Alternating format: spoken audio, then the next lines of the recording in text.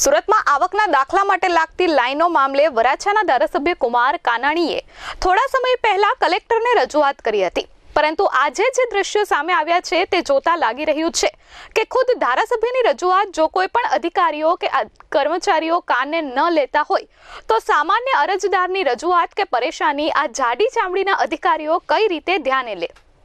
11 વાગ્યા બાદ કામ શરૂ કરવા ટેવાયેલા કર્મચારીઓ વહેલી સવારે 7 વાગ્યાથી પરેશાન થતા અરજદારોની મુશ્કેલી સમજી શકતા નથી અને પોતાના મનમરજી મુજબ કામ કરી લોકોને પરેશાન કરી રહ્યા છે।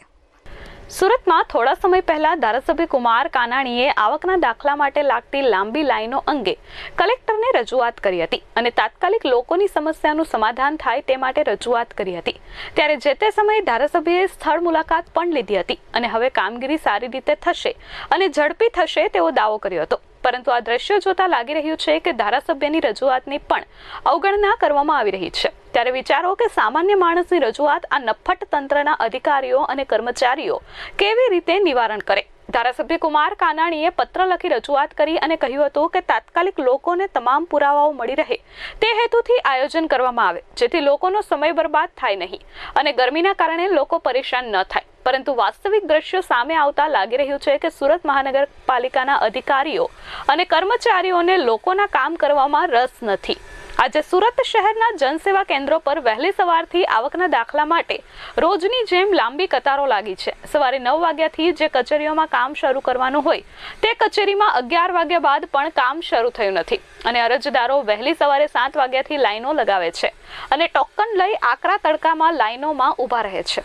વહેલી સવારથી દૂરથી આવતા અરજદારો એક આવકના દાખલા માટે આખો દિવસ બરબાદ કરે છે અને છતાં પણ વિલા મોઢે પરત ફરે છે। કર્મચારીઓનું એક જ રટણ હોય છે કે એક જ કાઉન્ટર છે અને સર્વર પણ ધીમું છે, તમે લાઈનમાં ઊભા રહો, થઈ જશે। 3-4 દિવસ ધક્કા ખાવા બાદ અરજદારોને એક આવકનો દાખલો મળે છે।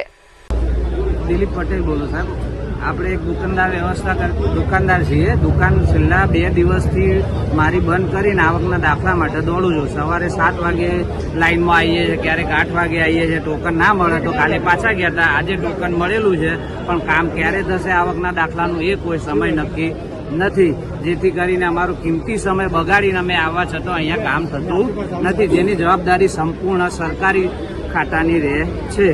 લાઈનમાં ઉભેલા દિલીપભાઈ પટેલ સાથે વાત કરતા તેમણે જણાવ્યું હતું કે હું છેલ્લા 4 દિવસથી અહીં ધક્કા ખાઉં છું। આજે મને ટોકન મળ્યું છે પરંતુ હજુ સુધી મારો વારો આવ્યો નથી। હું વહેલી સવારથી આવી જાઉં છું।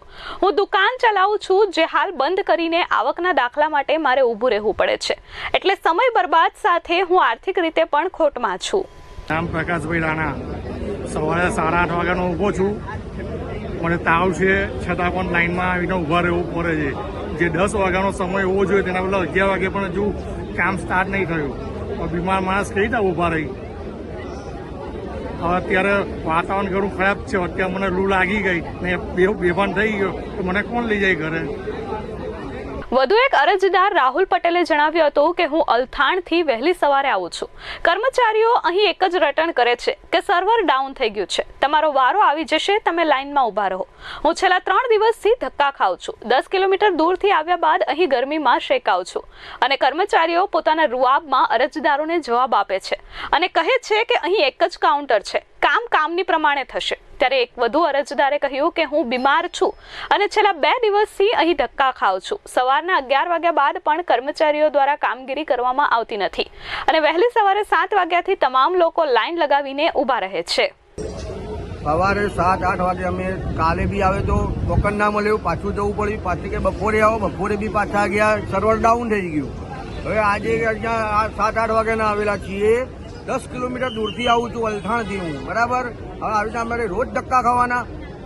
એક કાઉન્ટર છે, ફોટો પાડવા માટે એક કાઉન્ટર છે, એમને મિનિમમ આટલી પબ્લિકમાં 3 થી 4 કાઉન્ટર રાખવા પડે, એની જગ્યાએ એક કાઉન્ટરમાં શું ચાલવાનું છે બધી પબ્લિક, અને આજે આટલી બધી ગરમી છે તો બી અમારે આવીને લાઈનમાં ઊભું રહેવાનું।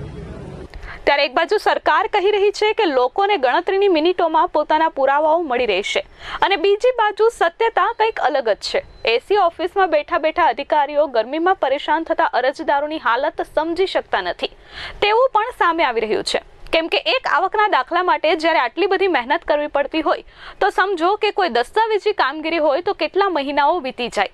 ત્યારે હવે જોવું એ રહ્યું કે આ મામલે મનપા કમિશનર અને કલેક્ટર કોઈ નક્કર કાર્યવાહી કરશે કે લોકો આમ જ પરેશાન રહેશે. Bureau report S24 news, Surat.